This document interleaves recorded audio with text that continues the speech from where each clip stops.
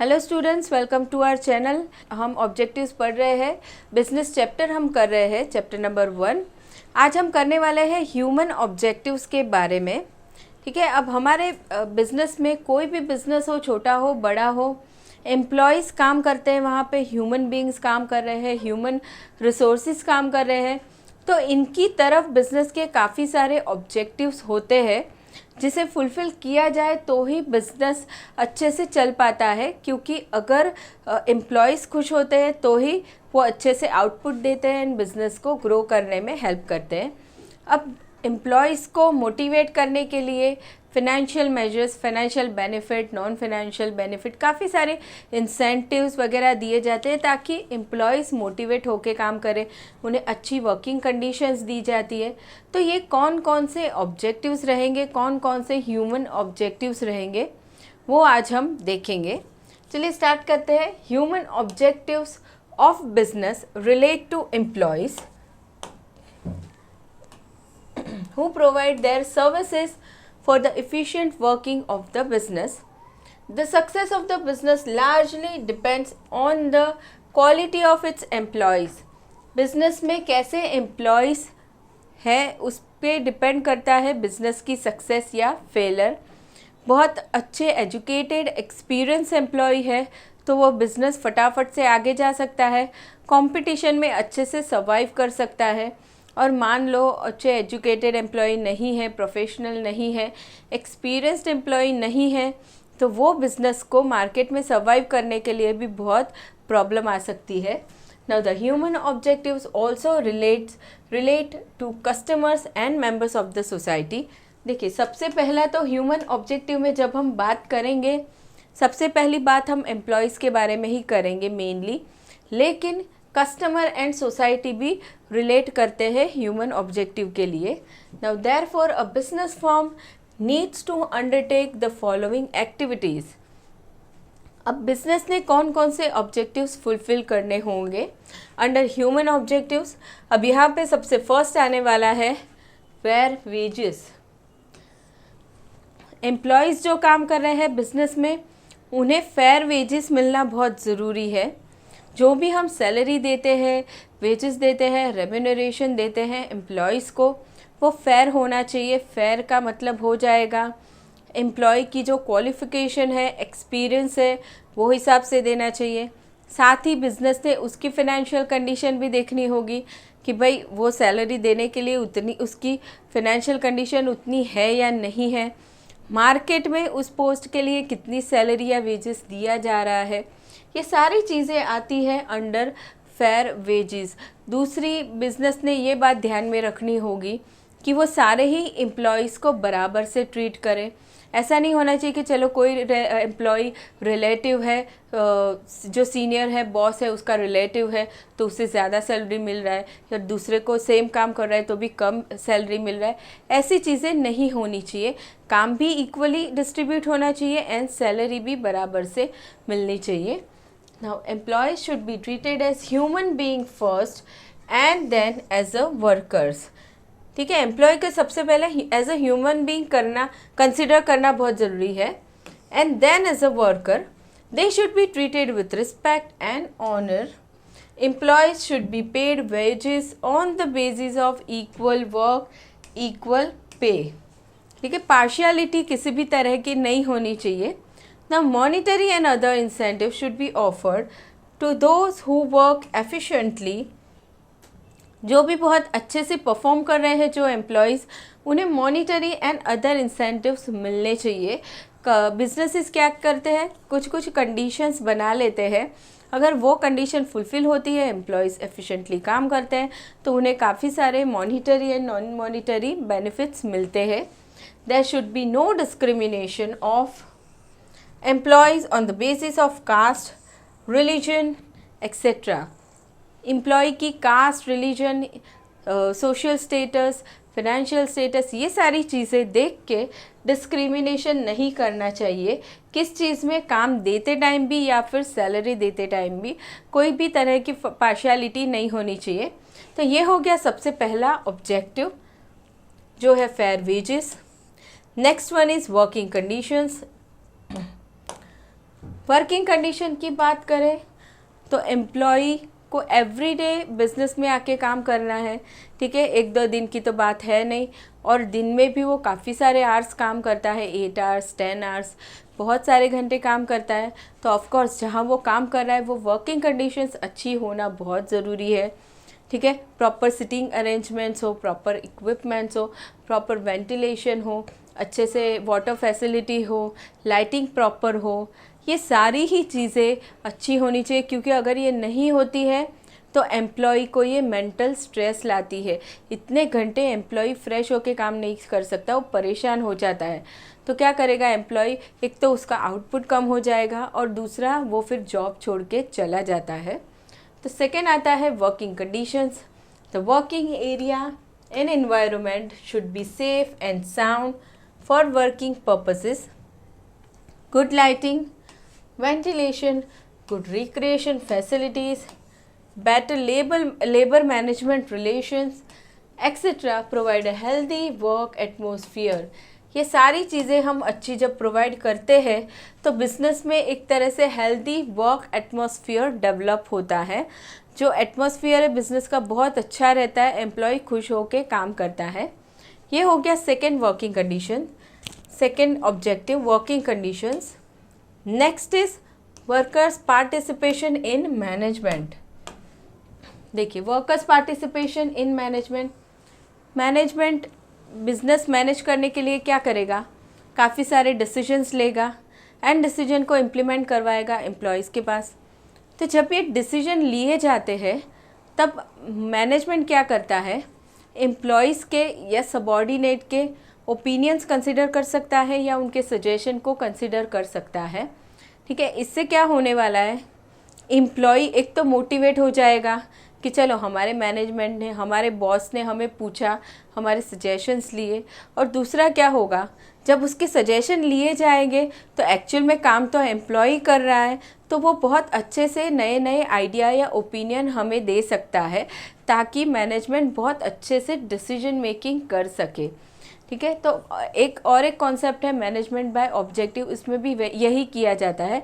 Management क्या करता है, सुपीरियर जो है वो एम्प्लॉयज़ के साथ मिल के ऑब्जेक्टिव सेट करता है एंड उसे इम्प्लीमेंट कैसे करना है वो सारी चीज़ें वो उसके एम्प्लॉयज़ के साथ बैठ के ही डिसाइड करता है ताकि एफिशिएंटली उस ऑब्जेक्टिव को फॉलो किया जा सके। Now that should be workers participation in management. This enables both employees and manager to understand each other's problems and improve relations।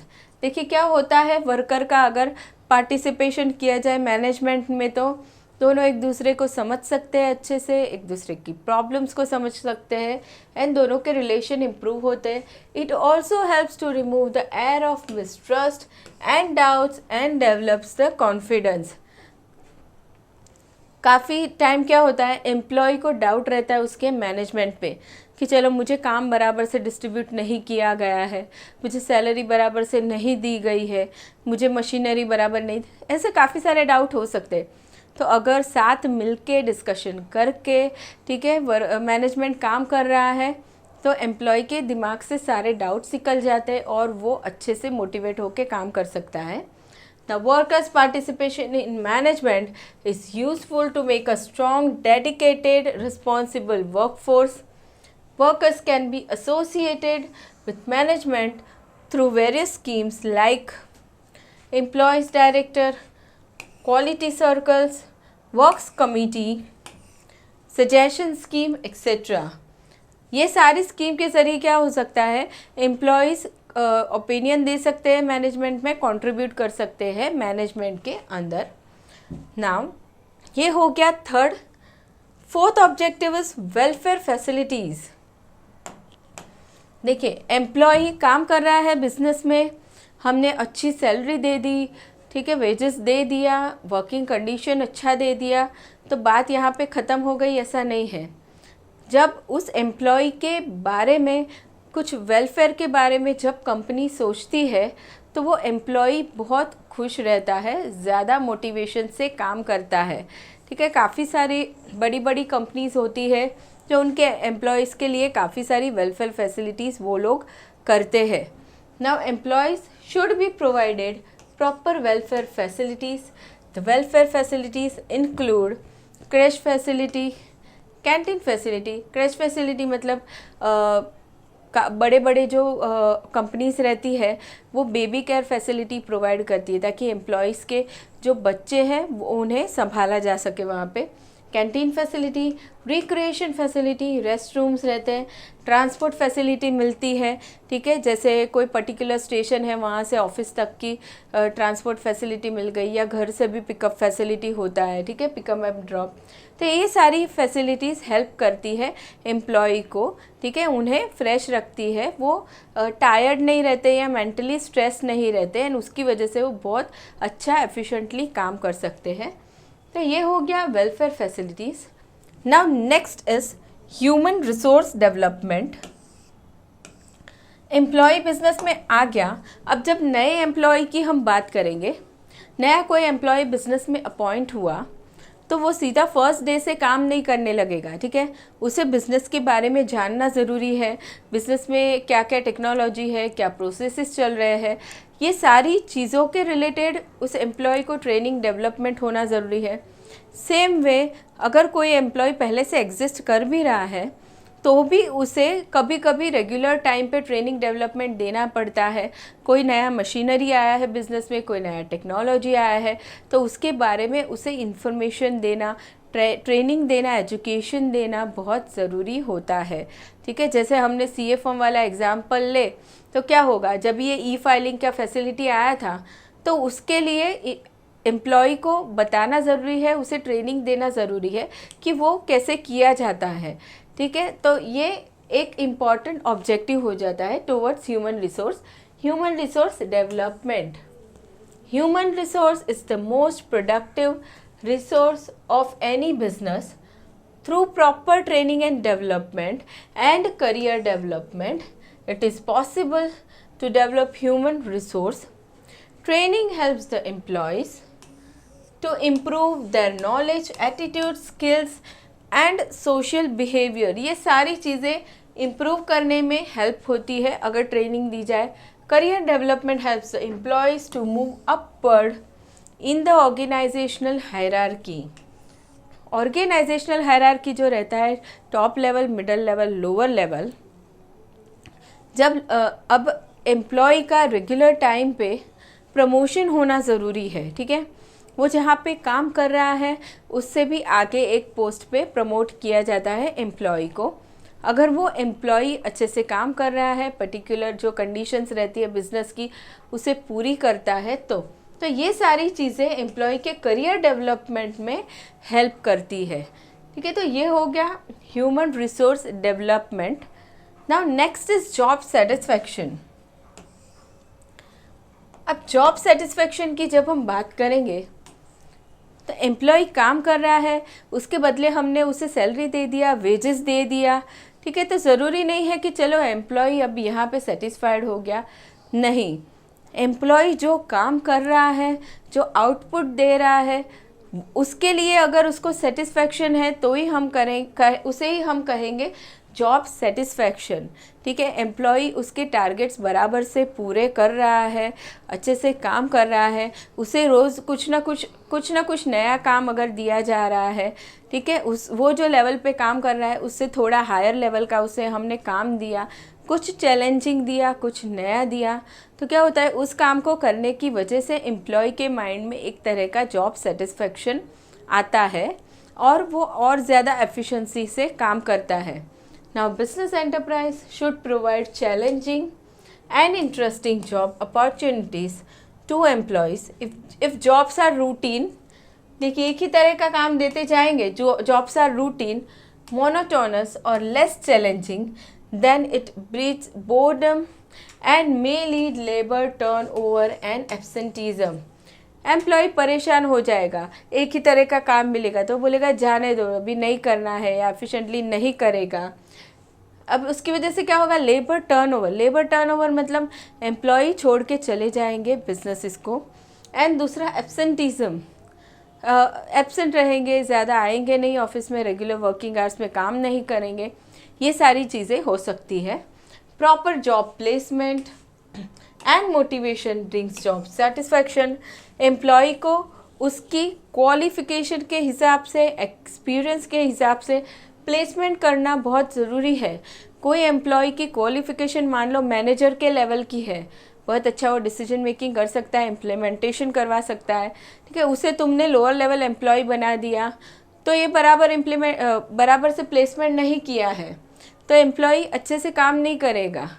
ये सारी चीज़ें नहीं होनी चाहिए। एंड मोटिवेशन करना भी बहुत ज़रूरी है एम्प्लॉयज़ का, जिसकी वजह से उन्हें जॉब सेटिस्फैक्शन मिलता है। Job satisfaction leads to greater commitment on the part of the employees. Greater commitment leads to greater efforts. Better efforts results in higher performance. Improvement in performance can lead to higher rewards to the employees. Increase in rewards and recognition further improve job satisfaction. ठीक है, चलिए, अच्छा perform employ करता है तो उसे अच्छा reward मिलता है और ये रिवॉर्ड मिलने की वजह से एम्प्लॉय मोटिवेट होता है, उसे जॉब सेटिस्फैक्शन मिलता है। तो ये बात हो गई जॉब सेटिस्फैक्शन की। नेक्स्ट हम बात करेंगे human objectives towards customer and society. यहाँ पे आगे हमने देख लिया एम्प्लॉयज़ के बारे में, अभी हम एम्प्लॉयज़ की बात नहीं करेंगे, हम बात करेंगे कस्टमर की एंड सोसाइटी की।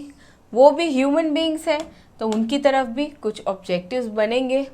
The firm should provide safer products to the customer. Customer के लिए क्या ऑब्जेक्टिव है, ह्यूमन ऑब्जेक्टिव क्या है कि उस कस्टमर को जो हम प्रोडक्ट दे रहे हैं वो उसके लिए सेफ़ हो, ठीक है। फूड प्रोडक्ट हम बात करें या मेडिसिन हम कहें या इलेक्ट्रॉनिक प्रोडक्ट हम कहें, ये सारे ही प्रोडक्ट जो हम सेल कर रहे हैं कस्टमर को वो उसके लिए सेफ़ होना चाहिए, उसकी हेल्थ को नुकसान पहुंचाए वैसा नहीं होना चाहिए। Now the product consumption must not harm the health of the customer. As far as the society is concern, society की अब हम बात करेंगे, the firm must degrade the environment. The firm must make every possible effort to bring out green products and also undertake pollution control measures। देखिए products कैसे बनाने हैं, mostly जो एनवायरनमेंट फ्रेंडली हो एंड पोल्यूशन भी बहुत कम होना चाहिए सोसाइटी में, ये ट्राई करनी है बिजनेसेस ने। जो भी इंडस्ट्रीज़ ओपन होती है ट्राई करना है कि वो कमर्शियल एरिया में ही ज़्यादा से ज़्यादा ओपन हो, रेसिडेंशियल एरिया में ओपन ना हो ताकि पोल्यूशन वहाँ पे कम हो, ठीक है। ये सारे ही ऑब्जेक्टिव्स आते हैं अंडर ह्यूमन ऑब्जेक्टिव्स। अब हम आगे पढ़ेंगे और देखेंगे नेशनल ऑब्जेक्टिव्स। नेशनल ऑब्जेक्टिव्स जब हम हमारी कंट्री की बात करें तो बिज़नेस को कंट्री के बारे में, नेशन के बारे में भी कुछ सोचना चाहिए, तो उसके लिए भी काफ़ी सारे ऑब्जेक्टिव्स बनते हैं। तो वो भी ऑब्जेक्ट हम एक एक करके डिटेल में देखेंगे। There are more specific obligations of the business towards fulfillment of nation's social and economic policies. The national objectives are, national objectives में सबसे फर्स्ट आना चाहिए social justice। सोशली बिजनेसेस ने क्या करना है, जस्टिस होना चाहिए कंट्री में। जैसे कि अभी बिज़नेस में जो जॉब अपॉर्चुनिटीज़ दी जाती है लोगों को, तो वहाँ पे कोई डिस्क्रिमिनेशन नहीं करना है, सब लोगों को इक्वल अपॉर्चुनिटी मिलनी चाहिए, ठीक है। ये सारी चीज़ें आती है under social justice. It means providing equal opportunities to all, protecting the interest of neglected, unorganised and economically backward sections of the society and prevention of any sort of exploitation। इन लोगों का ध्यान रखना है जो unorganise and economically backward area में रहते हैं, वैसे लोगों को भी जॉब अपॉर्चुनिटीज़ मिलनी चाहिए, ठीक है। उनका एक्सप्लॉयटेशन नहीं होना चाहिए। ऐसा नहीं होना चाहिए कि चलो उन्हें ज़्यादा नॉलेज नहीं है तो कम सैलरी में ज़्यादा काम करवा लिया, ऐसी सारी चीज़ें नहीं होनी चाहिए। तो ये बात आती है under social justice. For instance, a business unit should do social justice to its handicapped workers and women employees। Example दिया है उन लोगों ने कि ऐसे जो वर्कर्स हैं बिजनेस में, उन्हें भी प्रॉपर काम मिलना चाहिए, प्रॉपर सैलरी मिलनी चाहिए। ये हो गया first point. Next one is development of small scale industries. अब स्मॉल स्केल इंडस्ट्रीज बिजनेस में जितनी कंट्री में जितनी ज़्यादा ओपन होगी उतना ही कंट्री को फ़ायदा होगा, क्योंकि जैसे जैसे इंडस्ट्रीज़ ओपन होंगी वहाँ पे लोगों को एम्प्लॉयमेंट अपॉर्चुनिटी मिलेगी, लोग इकोनॉमिकली आगे आएंगे, उनका स्टैंडर्ड ऑफ लिविंग इंक्रीज़ होगा। ठीक है, अब कंट्री में ज़रूरी नहीं है सारे ही लोग बड़े बड़े बिजनेस कर सके, क्योंकि उसमें बहुत सारा फंड, बहुत सारा कैपिटल रिक्वायर्ड होता है। स्मॉल स्केल इंडस्ट्री क्या होगा, छोटे छोटे कैपिटल इन्वेस्टमेंट करके लोग बिजनेस करना चाहेंगे, तो ऐसे स्मॉल स्केल इंडस्ट्रीज़ का डेवलपमेंट कंट्री में होना चाहिए। Now small scale industries are useful in many ways. They are flexible, requires less capital and generate more employment.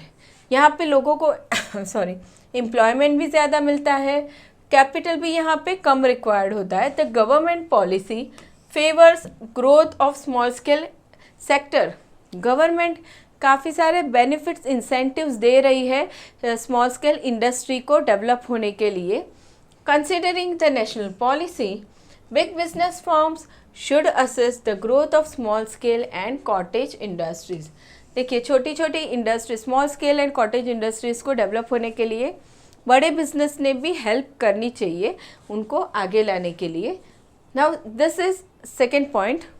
Third is production as per national priorities. Production, जो भी goods या services produce कर रहे हैं businesses, वो as per national priorities production करना चाहिए। Business should consider the national priorities and then produce such goods which are needed by majority of people. जो मेजॉरिटी लोगों को जिसकी ज़्यादा ज़रूरत है वैसे प्रोडक्शन करना चाहिए। In a country like India, efforts should be made to provide basic needs of food, clothing and shelter at reasonable rates. A business unit should set its objectives after considering the national priorities. It should utilize the valuable resources to cater to the needs of majority rather than those who consider a fraction of the society. अभी ऐसे लोग जो society में बहुत कम है, ठीक है, वैसे लोगों के बारे में बिजनेसेस को नहीं सोचते रहना चाहिए। मेजॉरिटी रिक्वायरमेंट क्या है, मेजॉरिटी लोगों को क्या चाहिए, उसको ध्यान में रख के बिजनेस ने सिलेक्ट करना चाहिए कि वो कौन सा प्रोडक्ट बनाएगा एंड सेल करेगा। Now next one is self sufficiency. अभी सेल्फ सफिशिएंसी की बात करेंगे तो every business enterprise should make use of available natural resources and man power for economic development. Business में नेचुरल रिसोर्सेज भी यूज़ होते हैं, मैन पावर भी यूज़ होता है, अदर रिसोर्सेज भी यूज़ होते हैं। It should reduce the countries dependence on foreign countries by producing goods in indigenously or by promoting exports and reducing import. Self sufficiency, दूसरों पे ज़्यादा डिपेंड नहीं होना है, यहाँ पे ऐसा बताया गया है। क्या करना है बिजनेस ने, खुद की ही कंट्री से सारी चीज़ें अवेलेबल हो जाए वो ट्राई करना है। ठीक है, इंपोर्ट पे ज़्यादा डिपेंड नहीं रहना है, एक्सपोर्ट हमें हमारा ज़्यादा बढ़ाना है ताकि हमारी कंट्री में फॉरेन एक्सचेंज ज़्यादा आए और हमारे गवर्नमेंट को हेल्प मिले। ठीक है, तो दूसरी कंट्री में डिपेंडेंसी ज़्यादा नहीं होनी चाहिए, वेदर वो एम्प्लॉयज़ की हम बात करें या फिर हम रिसोर्सेज की बात करें। तो ये हो जाएगा सेल्फ सफिशिएंसी।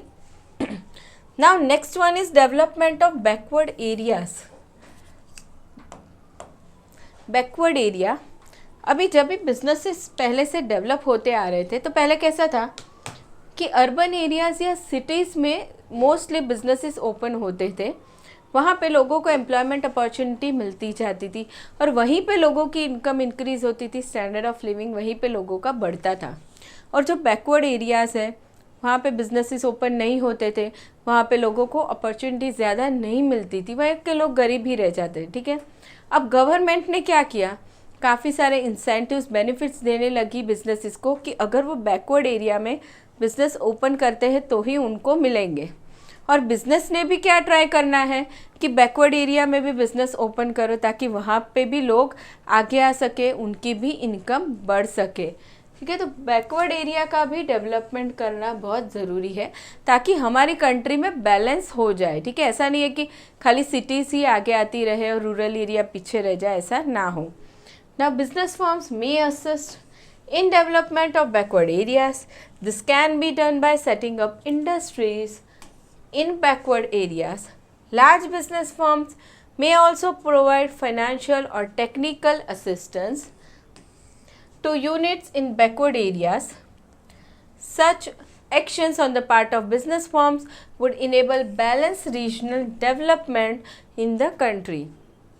देखिए, बैकवर्ड एरियाज़ में बिजनेसेस अगर ओपन होंगे, ये बड़े बड़े बिजनेसेस जो है फिनेंशियल एंड टेक्निकल हेल्प करेंगे वहाँ पे, तो क्या हो जाएगा, बैलेंस आ जाएगा, बैलेंस रीजनल डेवलपमेंट होगा हमारी कंट्री का।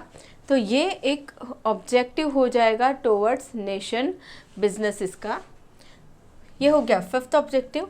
आगे बढ़ते हैं, नेक्स्ट देखते हैं सिक्स्थ, एम्प्लॉयमेंट अपॉर्चुनिटीज़।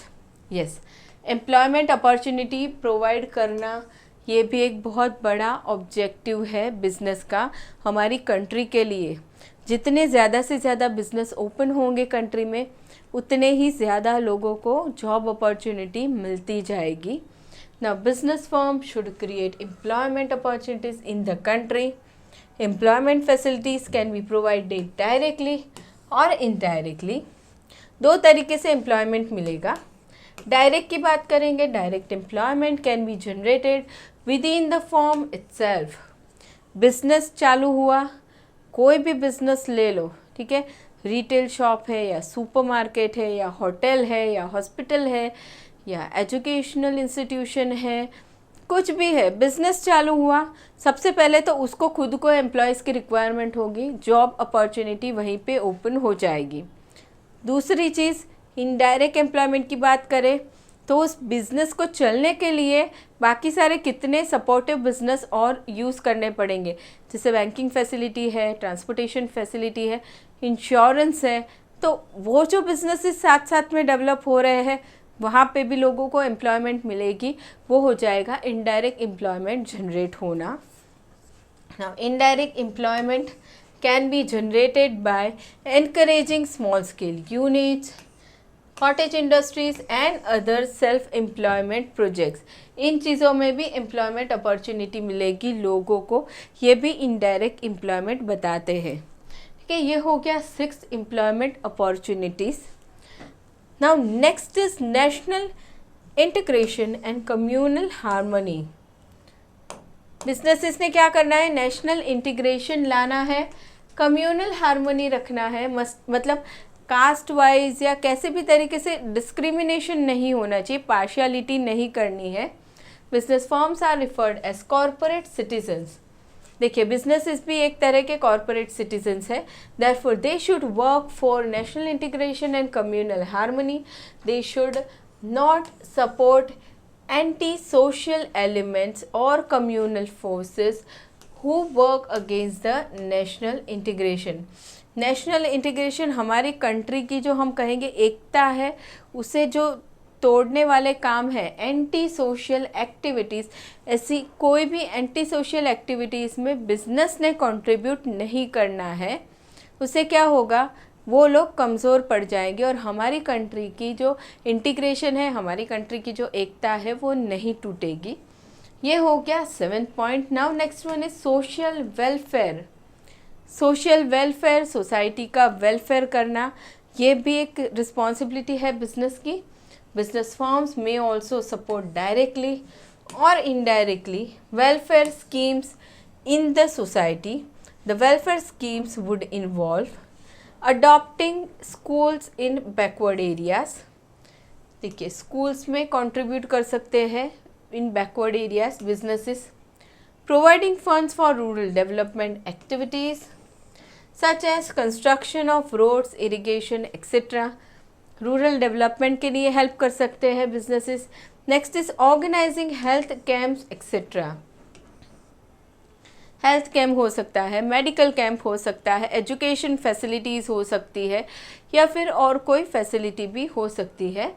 तो ये सारी चीज़ें आती हैं अंडर सोशल वेलफेयर, जिससे सोसाइटी के लोगों का बेनिफिट होता है। ठीक है, तो ये हो गया नेशनल ऑब्जेक्टिव्स जो बिज़नेस को पूरे करने हैं टुवर्ड्स कंट्री या टुवर्ड्स नेशन। चलिए, इसी के साथ हमारा ऑब्जेक्टिव पार्ट ख़त्म हो गया है। नेक्स्ट हम देखेंगे reconciliation of economic and social objectives. Next lecture में हम पढ़ने वाले हैं स्टूडेंट्स। तो वीडियो पसंद आया हो तो प्लीज़ लाइक एंड शेयर ज़रूर कर देना। मिलेंगे नेक्स्ट लेक्चर में। Thank you student.